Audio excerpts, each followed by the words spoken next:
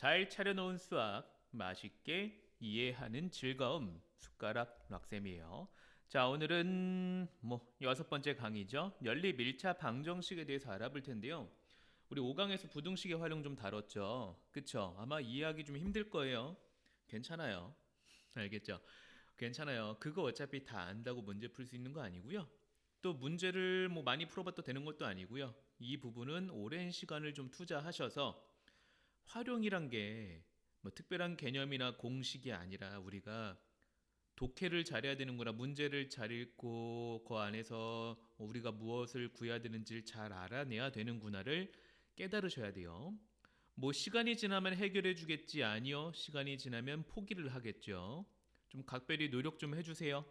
자, 그럼 가볼게요. 연립 1차 방정식 개념을 떠올리는 락 맞네요 할게.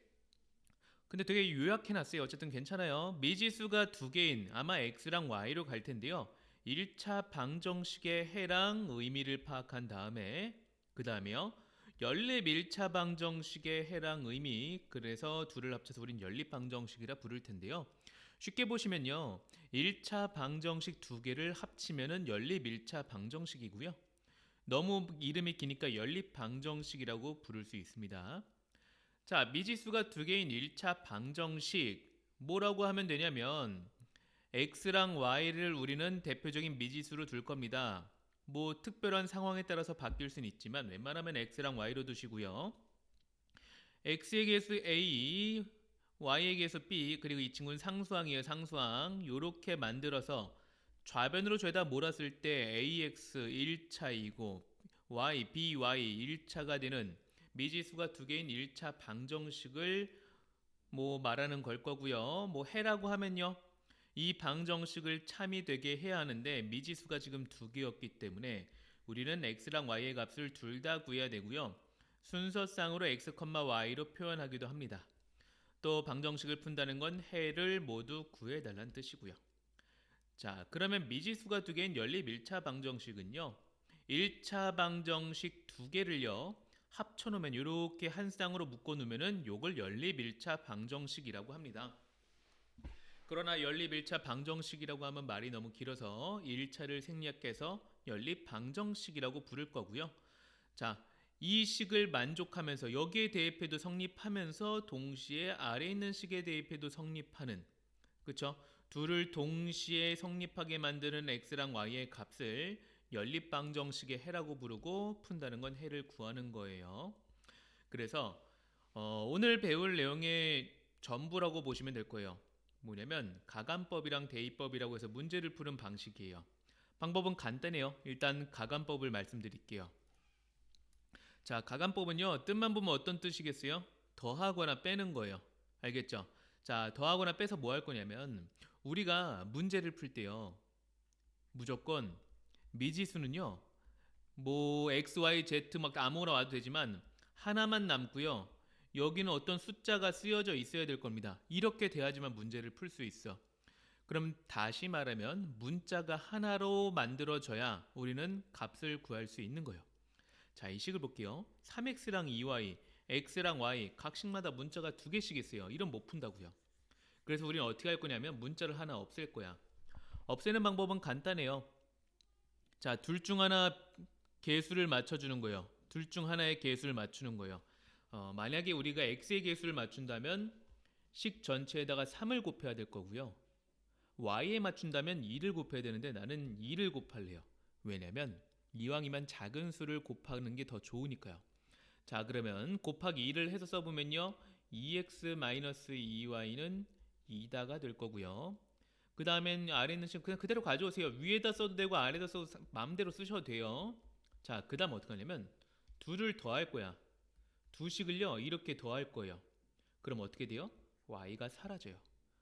그럼 좌변은 5x만 남을 거고요. 우변은 10이 되어서 등식의 성질을 통해서 양변을 5로 나눠주면 x의 값이 얼마가 나온다고요? 2가 나온다고요. 그럼 끝나느냐? 아니죠. 미지수가 몇 개예요? 두 개잖아요. 그러면 x는 2다라는 값이 요 식도 성립하고 아래 식도 성립해요. 나머지는 대입해서 푸는 건데 나라면 위가 아니라 아래식에 대입할래요. 왜? 이게 더 간단하니까.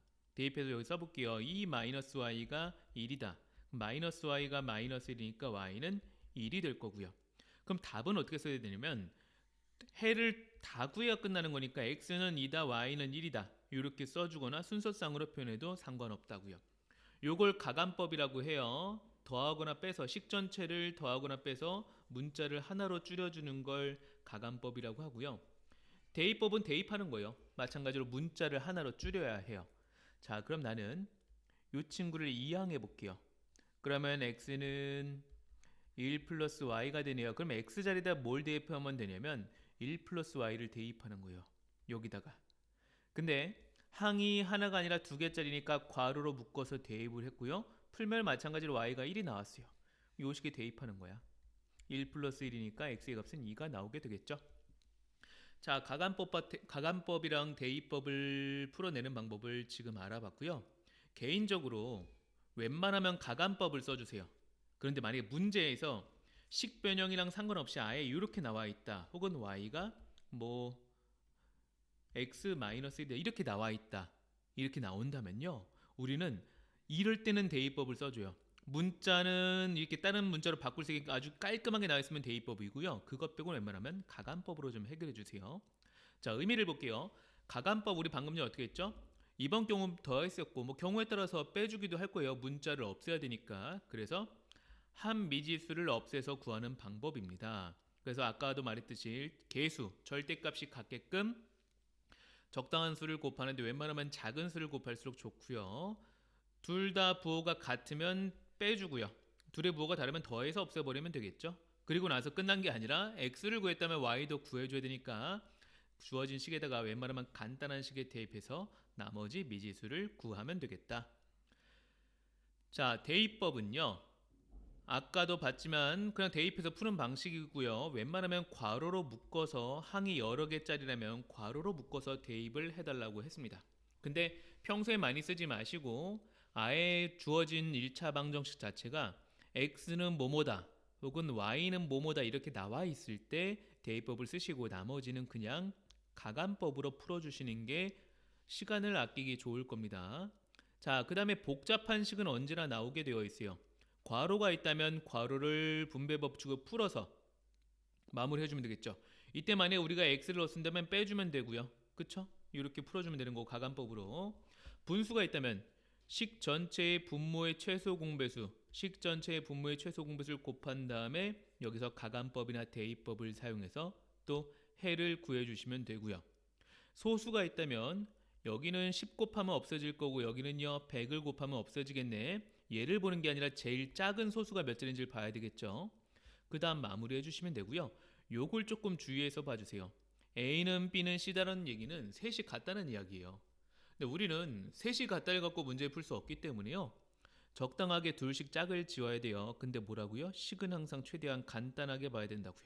그럼 나는 얘랑 얘가 같다로 한 번, 그 다음에 얘랑 얘가 같다로 최대한 항이 적은 걸 여러 번 쓸래요. 알겠죠? 무조건 쉽게 가야 됩니다.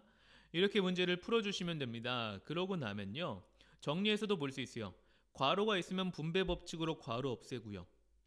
개수가 분수라면 분모의 최소 공배수를 곱해서 분수 없애고요. 소수가 나오면 10의 거듭제곱, 10, 100, 1000만 이런 거 곱해서 소수 없애고요.